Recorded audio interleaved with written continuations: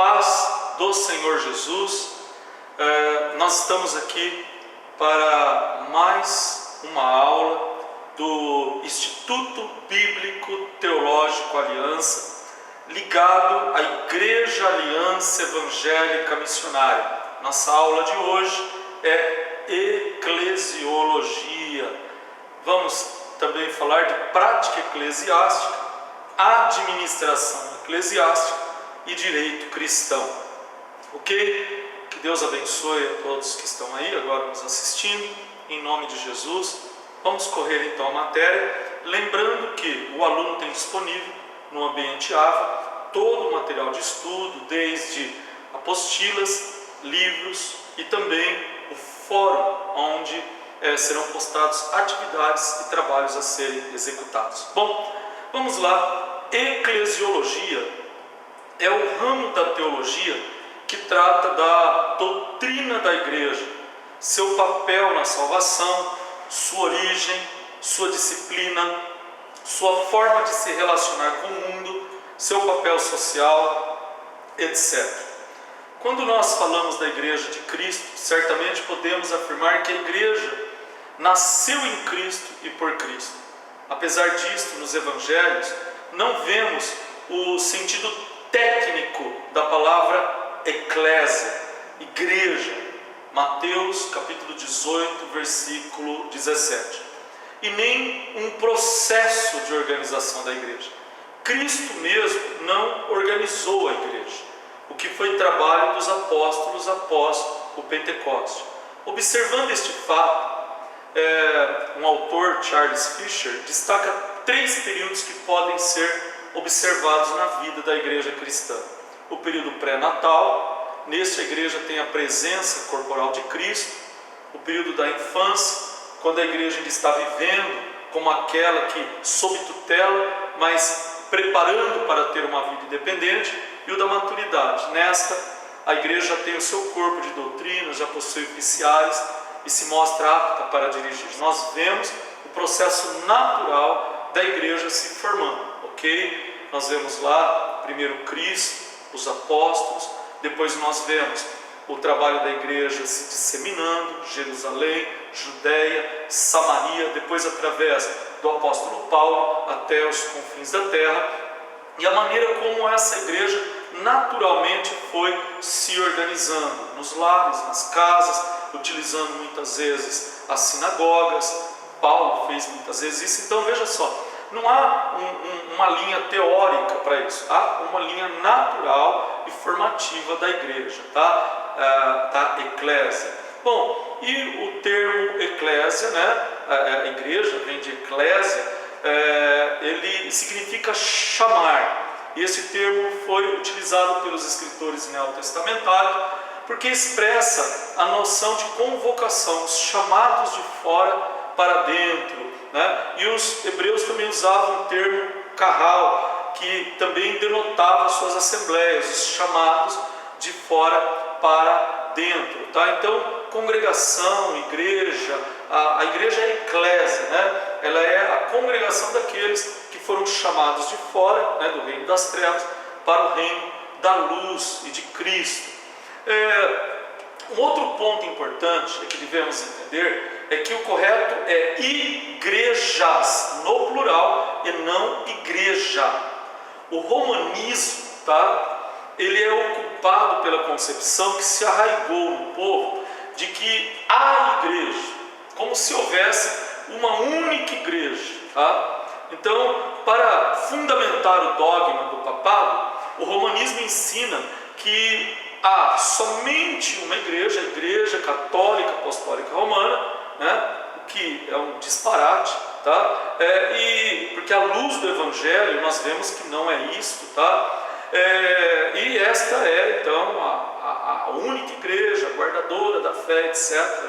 Mas à luz do Novo Testamento, no entanto, tal pretensão não acha guarida, pois são muitos os textos que mostram o uso do plural, Vamos ver, temos referência como Romanos 16:16, as igrejas de Cristo. Olha só, 1 Coríntios 11:16, as igrejas de Deus. 2 Coríntios 1, 1 Timóteo 3,5, também. Depois nós temos em Romanos 16,4, as igrejas dos gentios. 1 Coríntios 14,33, as igrejas dos santos. 2 Coríntios 8,10, as igrejas da Macedônia. E por aí em diante. Veja o autor da carta do Apocalipse, né? Que manda a carta a 7 igrejas da Ásia. Então veja bem que biblicamente não há uma igreja, tá? A igreja é o corpo de Cristo que está se reunindo em diversos lugares. O que Jesus Cristo diz: onde estiverem 2 ou 3 reunidos em meu nome, lá eu estarei. Então este corpo de Cristo, né, ele está em vários lugares. Então não é igreja, não existe uma igreja lá, né, o romanismo, né, como é a ideia do romanismo, não. São igrejas. E é por isso que nós vemos aí, né, no meio evangélico, principalmente após a reforma protestante, né, nós temos aí a igreja luterana, a igreja presbiteriana, a igreja batista, a igreja Assembleia de Deus, a igreja do qual esse seminário faz parte, a igreja Aliança Evangélica Missionária, e por aí vai, uma igreja do Nazareno, uma infinidade de igrejas. E talvez tenham até igrejas que não têm nome. Quantos lugares onde existe, por exemplo, perseguição, e não pode haver uma igreja institucionalizada, mas lá está o corpo de Cristo. Então não é uma igreja, são as igrejas. Entenderam essa concepção? Então não é igreja, a igreja não é uma, a igreja de Cristo são várias igrejas, tá? A igreja como instituição, não é errado que a igreja tenha se transformado em uma instituição. Cedo ou tarde, qualquer organismo tem que ser institucionalizar. Quem critica a igreja não percebe que sua institucionalização se faz necessária, visto que a sociedade evolui e com ela aqueles que haviam de salvar, e todos os dias acrescentava o Senhor à igreja aqueles que haviam de se salvar. A igreja cresceu e automaticamente gerou o quê? Uma necessidade maior e melhor de organização. Então o problema não reside na institucionalização da igreja, tá? O problema está no institucionalismo. Eu já vou explicar. É algo natural que a igreja se torne uma instituição. Por exemplo, uma das primeiras igrejas, as primeiras igrejas protestantes, a igreja luterana, depois a presbiteriana, os batistas, a nossa igreja aqui, né, Igreja Aliança Evangélica Missionária, nós temos que atender os requisitos da lei do país onde estamos. Então, uma necessidade da igreja se formar como um corpo jurídico, se institucionalizar, se organizar, não é problema nenhum.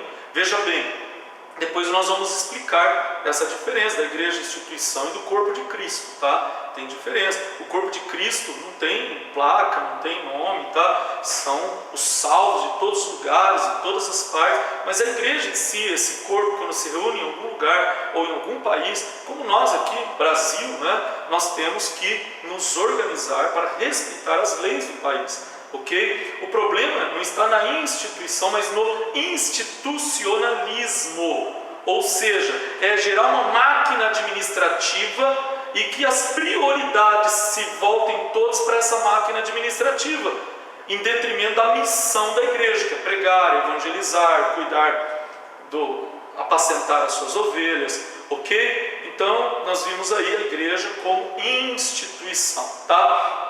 Igreja invisível e igreja visível. A igreja invisível é o corpo de Cristo, sua noiva, sua plenitude.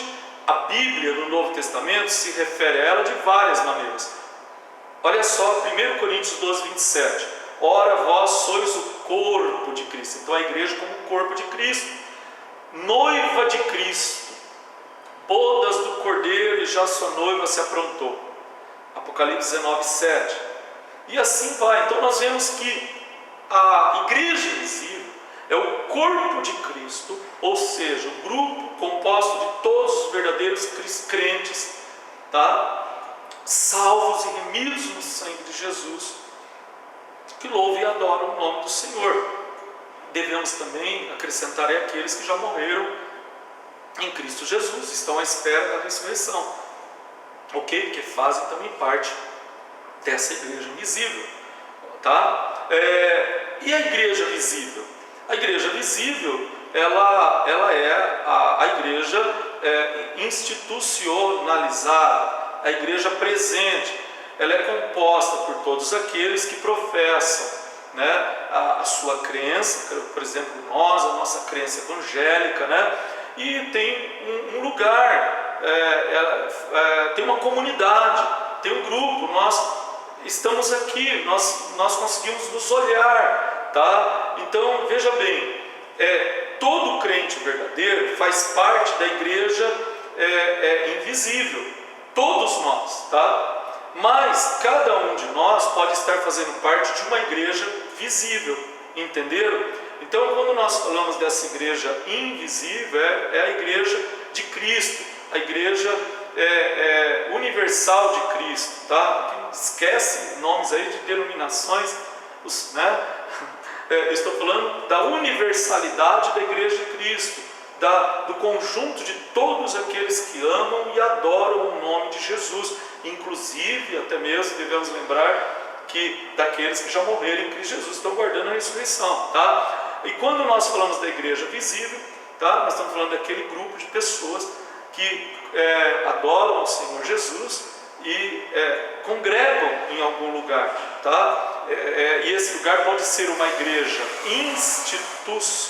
uma instituição, como instituição ou não. Às vezes, como por exemplo, temos ouvido falar de lugares onde há perseguição à igreja de Cristo, e os cristãos, eles professam sua fé, têm que professar sua fé de maneira oculta, tá? Sem a instituição igreja por trás, eles não podem, tá, ter uma igreja como nós, ter liberdade como nós temos. A igreja e seus nomes. As igrejas receberam nomes de acordo com o lugar em que estavam localizadas, tá? Então, eu não disse que lá nós tivemos as primeiras igrejas protestantes, luterana, presbiteriana, batistas, a igreja a qual esse seminário pertence, Igreja Aliança Evangélica Missionária, assim tem muitas denominações. Isso foi comum no Novo Testamento. Nós vamos ver lá, Atos 13:1, faz referência à igreja de Antioquia. Atos 8:1 vai fazer referência à igreja na cidade de Jerusalém. Fala a igreja de Sencreia, que ficava no subúrbio de Corinto, Romanos 16:1. Então, a igreja possuir nome, né, isso é algo natural da instituição, né? Quando os cristãos se reúnem em algum lugar, eles querem se identificar de alguma maneira, né? Identificar aquele conjunto de cristãos, aquela comunidade que faz parte da igreja invisível, tá? A organização das igrejas. As igrejas eram organizadas segundo os princípios que se encontram expostos no Novo Testamento. Elas eram organizadas para funcionarem como agência do reino de Deus. Muitas igrejas foram organizadas em casas particulares, como a casa do casal Áquila e Priscila. Paulo não se esqueceu de enviar as suas palavras de saudações à mesma e por isso escreveu: saudai também a igreja que está na casa deles. Romanos 15:5.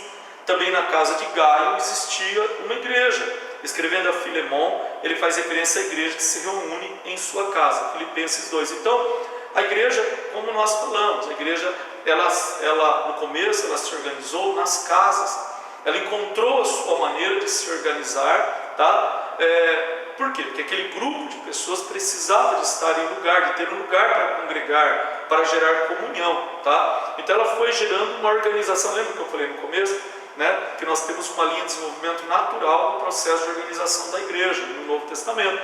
Ela foi se organizando nos lares, e hoje da mesma maneira também nós temos as igrejas, né, que vão se organizando, vão se institucionalizando, tá? A igreja e sua missão. Então, qualquer entidade, quando se organiza, se propõe a realizar um trabalho, uma tarefa, um objetivo. Qual é a missão da igreja?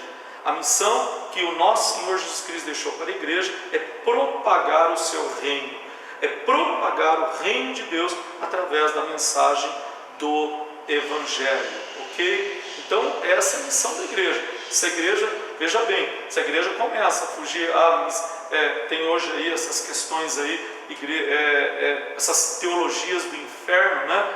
Hoje propagando que a missão da igreja é a missão social, isso é teologia do inferno. Então veja bem, a missão da igreja não é social. É claro que dentro da grande missão de propagar o reino de Deus e pregar o Evangelho de Jesus Cristo a todos os homens, é claro que a igreja ela pratica o amor, e a prática do amor leva ela a cuidar das pessoas, mas não é o social. Aqui a igreja, nós temos que ter cuidado, porque hoje há a implantação de uma ideia como, entre aspas, uma teologia da libertação, com uma roupagem evangélica, e aí sendo lançado dentro das igrejas evangélicas como uma ideia de missão integral, tá? Para que fazerem os cristãos entenderem que a grande missão da igreja é social. Não é. A grande missão da igreja de Cristo Jesus é levar o reino de Deus, a palavra de Deus, a mensagem de Cristo, a mensagem de salvação ao homem pecador. Esse é o grande projeto da igreja. Como resultado desse projeto, o amor de Cristo é levado aos homens, e esse amor, ele realmente é um amor que cuida, que ampara, que traz comunhão e etc. Você veja que o social ele é resultado da missão da igreja, tá? E não o propósito maior. A igreja e o culto. O culto é tão antigo quanto o homem, tá? Foi praticado no Éden. Caim e Abel cultuam a Deus, levando suas ofertas, depois Sete também, né? Então nós vemos que o culto é algo que o ser humano ele presta a Deus, né? No sentido de levar a Deus sua adoração, o seu louvor, né? Quando a Jesus conversa com a mulher samaritana, né? Ela fala, olha, vocês, os judeus, adoram em Jerusalém, nós adoramos nesse monte. Jesus fala, olha, vai chegar a hora em que os verdadeiros adoradores adorarão a Deus em espírito e verdade. Então o verdadeiro culto prestado a Deus, em primeiro lugar, ele é um culto que eu presto a Deus em espírito, tá? Em segundo lugar, eu devo entender que ele é um culto racional. O apóstolo Paulo, em Romanos 12:1, fala que nós devemos apresentar nossos corpos em sacrifício vivo, santo e agradável a Deus, tá? Então o culto é uma resposta do homem a essa revelação de Deus. O homem conhece a Deus, o homem quer honrar a Deus, o homem quer reverenciar a Deus, o homem quer louvar. Eu estou falando aqui o homem como ser humano, né? O ser humano quer reverenciar e adorar o Rei dos Reis, Senhor dos Senhores. O simbolismo no culto. Vários símbolos foram usados pelos cristãos desde os primeiros séculos do cristianismo.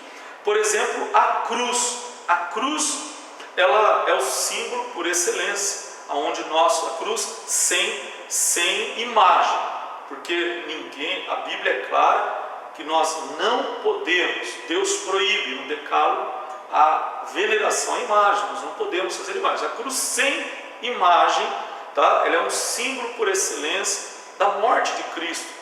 O Calvário nos faz lembrar do sacrifício vicário de Cristo.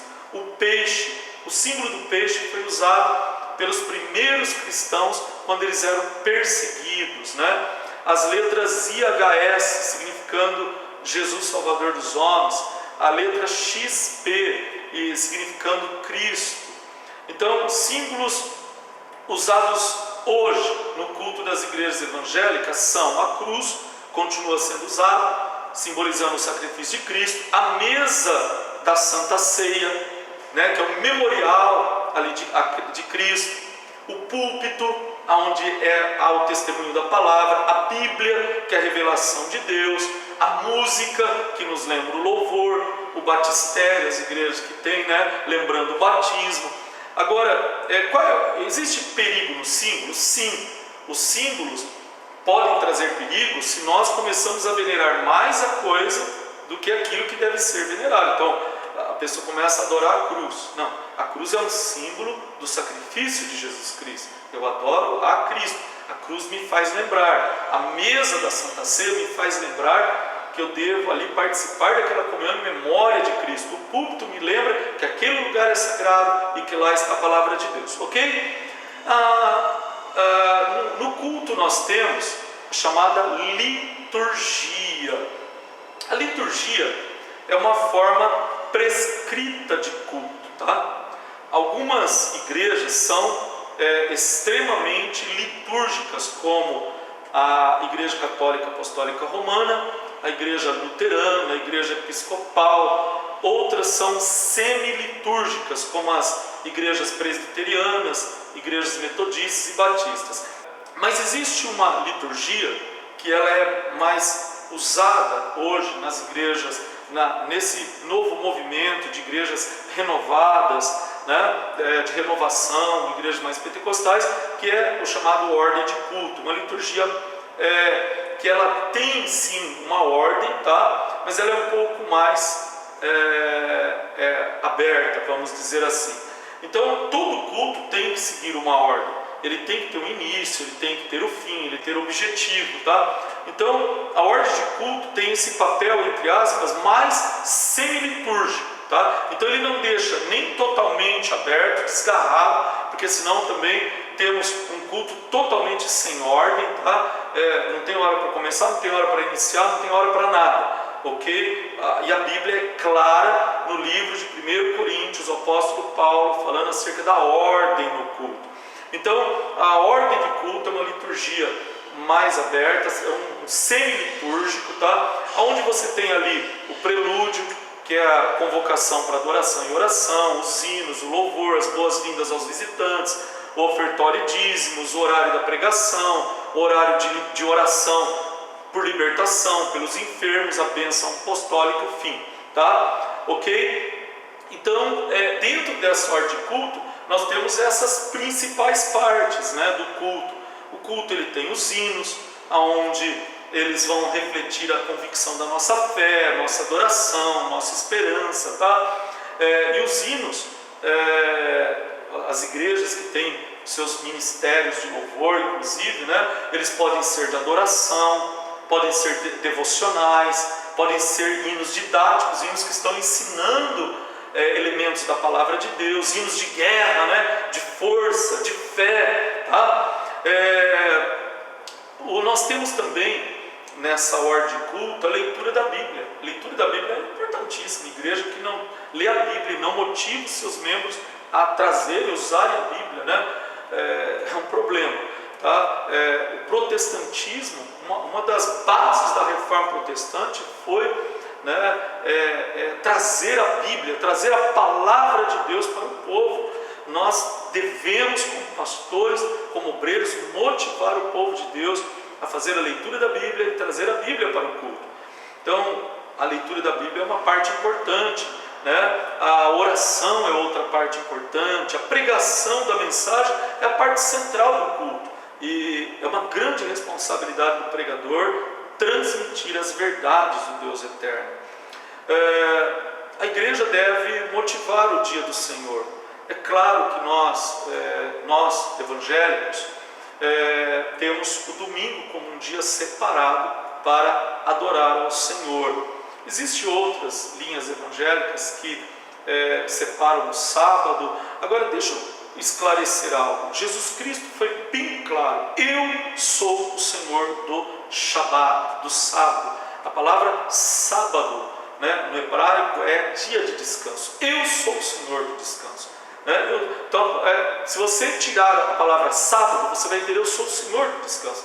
E ele foi bem claro em dizer: o sábado, o descanso foi feito para quem? Para o homem, e não o homem para o sábado ou para o descanso. Então veja bem, esse dia, todos nós devemos ter um dia dedicado a Deus. Hoje nós estamos vivendo uma modernidade em que muitas pessoas trabalham aos domingos, outros trabalham de sábado, outros trabalham, veja bem, os dias de descanso têm mudado, então a igreja precisa de entender esse dia de descanso, né? E inclusive indo adaptando, é claro, na medida do possível, fortalecer o domingo, é onde a maior parte das pessoas ainda, hoje em nossa sociedade, tem como dia para estar na casa do Senhor, e deve motivar todos a estarem, mas aqueles que porventura não podem no domingo, poderão estar num culto de sexta-feira, dedicando a Deus, ou num culto de quarta, ou num culto de quinta, entenderam? O importante é a igreja divulgar, incentivar os seus a dedicarem o dia ao Senhor. E é claro, no caso, a maioria das nossas igrejas evangélicas, ou como por exemplo a Igreja Aliança Evangélica Missionária, o domingo é um dia forte, onde a maioria dos seus membros vão para a igreja. Declaração de fé. A declaração de fé é a crença que uma igreja ou denominação professa. Veja só, é importantíssimo. Os primeiros cristãos, eles professaram sua fé, e a igreja do primeiro, segundo século, ela sabia o que cria. Declarações de fé, credos, dizendo sobre a crença cristã, foram sendo desenvolvidos. A igreja evangélica tem que ter o seu credo, tem que dizer no que crê. Eu creio em quê? Eu creio na Trindade, Pai, Filho e Espírito Santo. Amém? Eu creio em que mais? Eu creio em Jesus Cristo, verdadeiro Deus, verdadeiro homem. Olha, são bases da nossa fé. Então veja só, a declaração de fé, a Igreja Aliança Evangélica Missionária possui uma declaração de fé, está no site www.igrejalianca.com.br/declaração. Conheça a declaração. É uma declaração, a nossa igreja de linha evangélica. Portanto, a declaração de fé é uma declaração de fé baseado nesse evangelicalismo, tá? Vamos lá para um outro ponto: práticas eclesiásticas. Quando nós falamos das práticas, veja, até aqui nós falamos da eclesiologia, o estudo da eclésia, do que é a igreja, dos elementos que compõem a igreja, do seu culto. Mas agora nós vamos falar um pouco das práticas. Quando nós falamos das práticas, nós estamos falando das cerimônias, a forma como esses elementos ou atos cerimoniais são ministrados. Por exemplo, nós temos casamento, apresentação de crianças, ministração aos enfermos, tá? Batismo. Como que essas cerimônias se realizam? Então, veja bem, o batismo.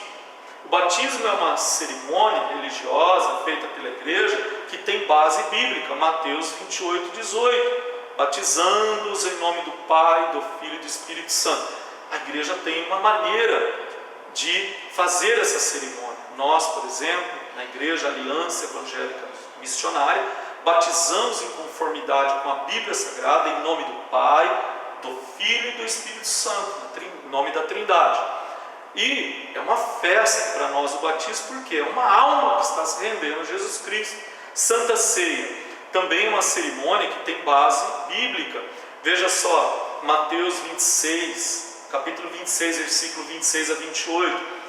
Enquanto comiam, Jesus tomou o pão, deu graças, partiu, deu aos discípulos, dizendo: tomem e comam, isto é o meu corpo. Em seguida, tomou o cálice, deu graças, ofereceu aos discípulos, dizendo: bebam deles todos vocês. Vejam que a cerimônia, ela tem base bíblica, na ordem que Cristo deu à igreja.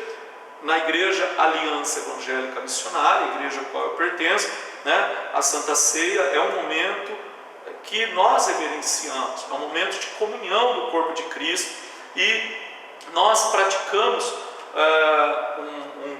uma ceia consciente, de acordo com a palavra de Deus, orientando aqueles que ainda não são salvos, aqueles que ainda não são batizados, a não participarem, a aguardarem. Tem igrejas que liberam a ceia para todas as pessoas. Isso é questionável.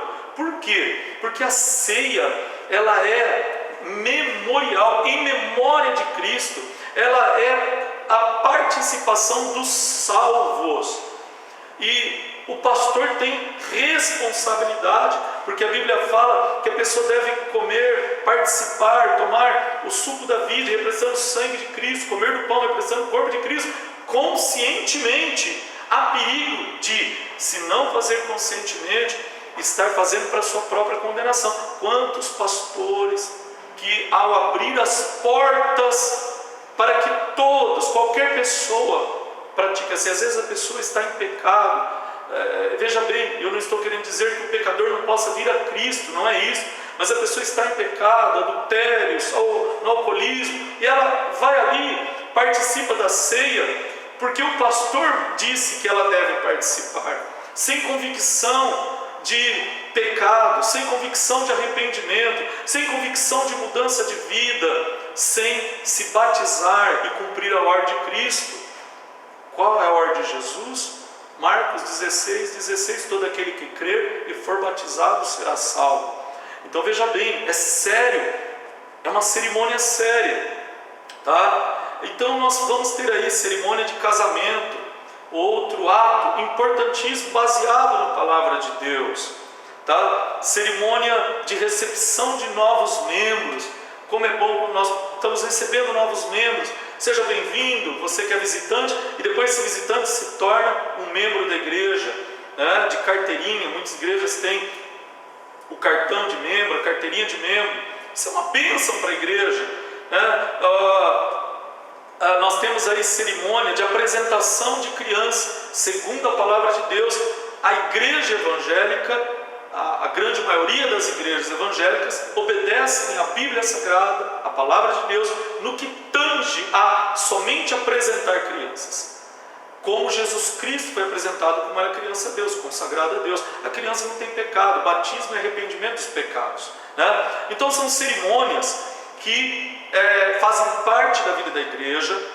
Você, aluno, tem no AVA, no ambiente virtual do aluno, o manual de cerimônias religiosas que acontecem na igreja.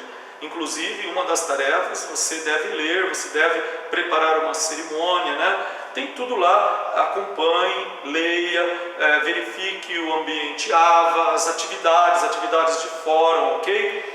Então, vamos passar agora para o próximo ponto, a administração eclesiástica. O que é administração eclesiástica? Lembra que nós falamos que a igreja ela se torna uma instituição. Quando nós falamos da administração eclesiástica, estamos falando propriamente dito dessa questão do ministério eclesiástico, do ministério religioso, tá? Das atividades religiosas que estão ali envolvidas, né, na administração, pastor, obreiros, presbíteros. Cada igreja tem a sua organização eclesiástica, mas também as atividades seculares da administração, que são obrigatórios à igreja. Ok? Bem tranquilo isso. A apostila ela está muito bem detalhada sobre isso, tá? Inclusive falando sobre formas de administração da igreja, de formas de crescimento da igreja e como a igreja Aliança Evangélica Missionária, em sua experiência de crescimento, ela trata essa questão, tá? Direito do cristão.